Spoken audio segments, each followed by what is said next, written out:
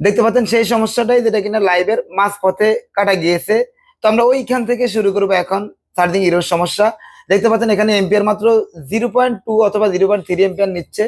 তো এটা হচ্ছে একটা চার্জিং ইরোর সমস্যা। এটা কোথায় থেকে আসে? তো কাজটা করবে আমার এখানে এক সিনিয়র ভাই, আর আমি পাশে থেকে যতটুকু হেল্প করা দরকার তা করতেছি। তো প্রথমে যে কাজটা করবো, আমি আগে বলেছি এই লাইনটা থার্মাল লাইন থেকে আসে, ব্যাটারির থার্মাল লাইন থেকে।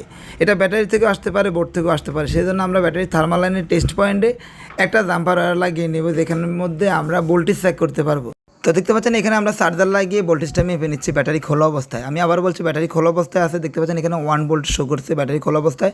ব্যাটারি লাগানোর পরে দেখেন ভোল্টেজ কত আসে, কোনো প্রকার ভোল্টেজ ড্রপ করে কিনা। দেখতে পাচ্ছেন ব্যাটারি লাগানোর পরেও কোনো প্রকার ভোল্টেজ ড্রপ করে নাই, তার মানে ব্যাটারিতে সমস্যাটা। সূত্র অনুযায়ী ব্যাটারি লাগানোর পরে একটা ভোল্টেজ ড্রপ করে, মানে কিছুটা হলেও ভোল্টেজ কমবে।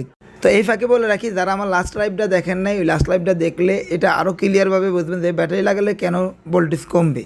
তো আমরা আপাতত কনফার্ম যে এটা ব্যাটারিতে সমস্যা। ব্যাটারি চেঞ্জ না করে কীভাবে সমস্যার সমাধান করা যায়। তো সেক্ষেত্রে আমরা পাওয়ার সাপ্লাইতে 0.6 ভোল্টেজ দিয়ে নিয়েছি। এই 0.6 ভোল্টেজটা ওই থার্মাল লাইনে দিয়ে দেখবো আসলে আমাদের সমস্যাটা যায় কি না। তো দেখতে পাচ্ছেন পাওয়ার সাপ্লাই লাইনটা আমরা অলরেডি লাগিয়ে নিয়েছি।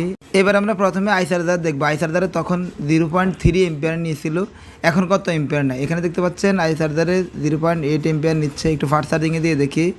ফাস্ট চার্জিংয়ে দেখার পর 0.8 এম্পিয়ার নিচ্ছে, এবং দেখতে পাচ্ছেন এখানে পার্সেন্টও আসতেছে। ওইখানে দেখতে পাচ্ছেন 1-এর উপরে 1.6 এম্পিয়ার নিচ্ছে।